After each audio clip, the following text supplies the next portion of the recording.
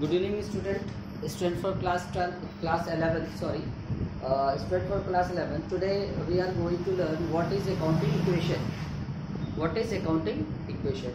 As you know, you have learned. I have taught you journal entry, how to generalize all the transactions into entry.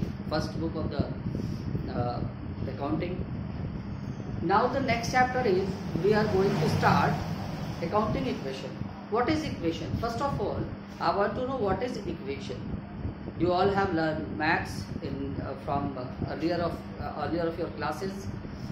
Equation you might have started to know from class 6. LHS, RHS मतलब जहाँ एक equator जैसा symbol होता है, उसके left side में कुछ होता है, राइट साइड में कुछ होता है ना। 8th 9th में आप पाते हैं तो इक्वेशन को बहुत अच्छे से सॉल्व करते हैं आप ना। इक्वेशन किसको कहते हैं? जिसमें इक्वेटर मतलब इक्वल जैसा सिंबल हो और इसके लेफ्ट और राइट में भी कुछ लिखा हो, और वो दोनों इक्वेटर का सिंबल क्या कहता है? They both are equal. ठीक है, इसी पे rule of transformation of math में लगाते हैं। जैसे अगर आपको एसेट्स पता है, कैपिटल पता है, तो लायबिलिटी पता चल जाएगी। एसेट्स अब ये इक्वेशन है, एसेट्स कैपिटल इधर आएगी तो minus capital, assets minus capital is equal to liabilities.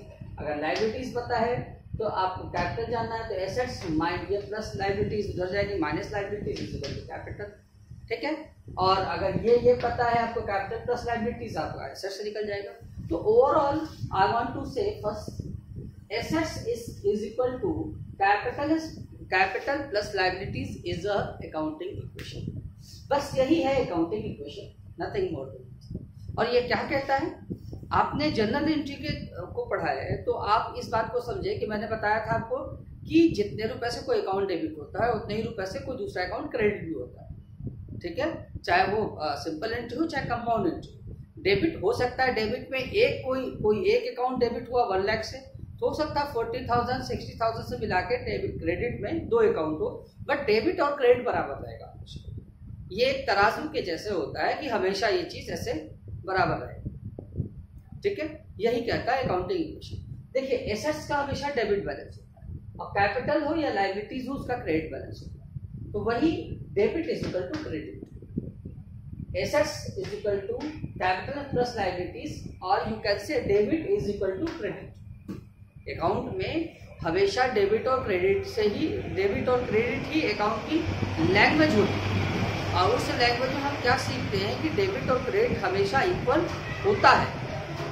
ठीक है, अब आपने जितनी सारी जनरल एंट्रीज की है, इतने सारे क्वेश्चन को लगाया है, तो आपने देखा होगा कि जब भी आपने क्वेश्चन को लगाया तो डेबिट और क्रेडिट की एंट्री के हिसाब से हमेशा बराबर है। ठीक है, यही बस अकाउंटिंग इक्वेशन है स्टूडेंट्स। अब हम इसका एक आपको डेमो देंगे, मतलब एक इलस्ट्रेशन बताएंगे। Let me right the illustration.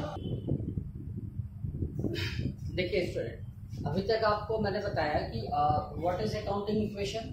मैंने एक क्वेश्चन लिखा, जैसा कि मैंने आपको कहा भी आज आपको एक डेमो देते हैं। एक क्वेश्चन लिखा, मैंने उसको सॉल्व भी कर लिया ताकि आपका समय बचे। देखिए क्वेश्चन है, Sandeep started business with cash. Sandeep ने बिजनेस को स्टार्ट किया कैश में 1 लाख रुपए से। अब देखिए अकाउंटिंग इक्वेशन पे सेट करते हैं, तो ये assets is equal to capital plus liabilities, और एसेट्स में ये कॉलम बने हैं, ये यहाँ से यहाँ तक एसेट्स है, यहाँ से यहाँ तक लायबिलिटीज।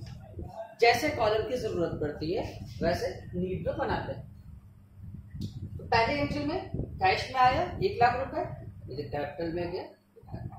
अगर आप अकाउंटिंग इक्वेशन को देखेंगे तो इक्वेशन हमेशा ये सेटिस्फाई करता है कि assets is equal to capital plus liabilities, means left hand side और राइट हैंड साइड इक्वल है, तो इक्वेशन बना हुआ। फिर है परचेज फर्नीचर फॉर कैश। नकद में फर्नीचर खरीदा कैश में, तो फर्नीचर भी आप एक एसेट्स है। देखिए क्या होगा, 5,000 आपके पास जो कैश था उसमें से 5,000 रुपया कम हो जाएगा, और एक 5,000 रुपए का एसेट्स दूसरा जुड़ जाएगा। तो 5,000 इधर से ही घटा और इधर एसेट्स के ही साइड जुड़ गया, तो 95,000 कैश का बैलेंस बचा। 5,000 रुपए का फर्नीचर है 1 लाख, और कैपिटल तो 1 लाख है। ठीक है, फिर है purchase goods for cash 20,000। Goods खरीदा, परचेज किया नकद में 20,000 रुपए, तो जब आप नकद में सामान खरीदेंगे तो आपके पास कैश जाएगा कितना, 20,000 गया, और स्टॉक जो भी खरीदा वो अब आपके यहाँ जो सामान खरीदा वो स्टॉक के रूप में आपके फर्म में पड़ा हुआ, तो स्टॉक बढ़ गया 20,000 से, तो कैश में बचा 75,000, फर्नीचर 5,000 का है, ये 80,000 और प्लस 20,000 का स्टॉक 1 लाख और इधर 1 लाख। नेक्स्ट है परचेज गुड्स ऑन क्रेडिट, उधार खरीदा। जब भी हम उधार खरीदेंगे 36,000 का, तो स्टॉक मेरे पास 36,000 का बढ़ गया। चूंकि उधार खरीदे हैं तो कैश तो गया ही नहीं, तो 75,000 कैश रहेगा, 5,000 फर्नीचर भी रहेगा, बट स्टॉक हमारा 36,000 से बढ़ जाएगा। और जब आप उधार खरीदते हैं, जैसे सपोज कि आपने आकाश से उधार खरीदा है अगर, तो आप क्या एंट्री करते हैं, परचेज अकाउंट डेबिट टू आकाश, आकाश को क्रेडिट करते हैं, तो क्रेडिटर क्रिएट हो, 36,000 से क्रेडिटर क्रिएट हो गए, जो आपके लिए एक लायबिलिटी है, आज जिससे आप उधार खरीदे, आज ये कल आप उनको पेमेंट करेंगे। पेड रेंट 700, जब भी आप रेंट देंगे तो आपके पास से पैसा जाएगा, 700 हमने घटा दिया। और इधर चूंकि अल्टीमेटली जो भी एक्सपेंस होते हैं उसको हम चाहे तो कैपिटल में से भी घटा सकते हैं, उसकी वजह ये होती है कि जब ओवरऑल सारे अकाउंट मेंटेन करने के बाद जो भी प्रॉफिट या लॉस आता है तो कैपिटल में से घटाते हैं, और प्रॉफिट आती है तो कैपिटल में जोड़ देते हैं, ठीक है।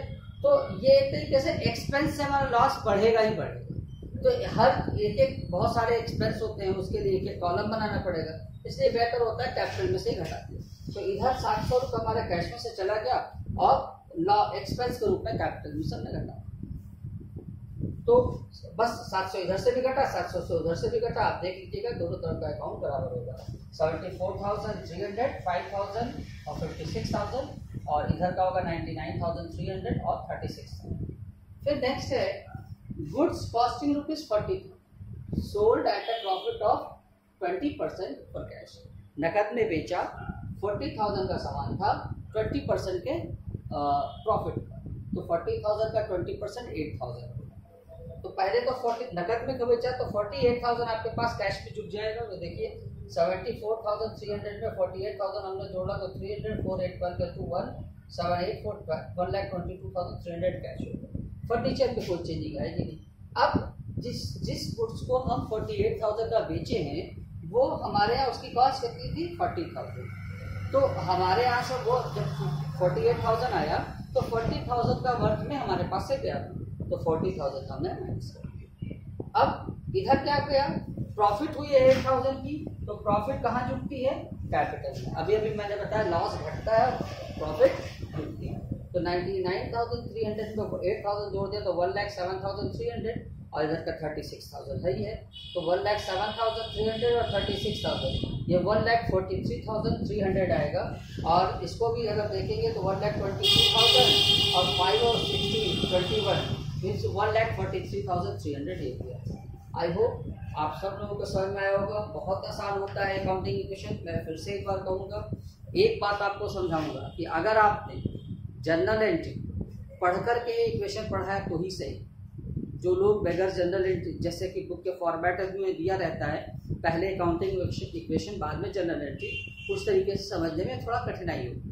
बेहतर है पहले आप जनरल एंट्री सीखें, फिर उसके बाद आप अकाउंटिंग इक्वेशन सीखें। थैंक यू, मिलते हैं नेक्स्ट क्लास में।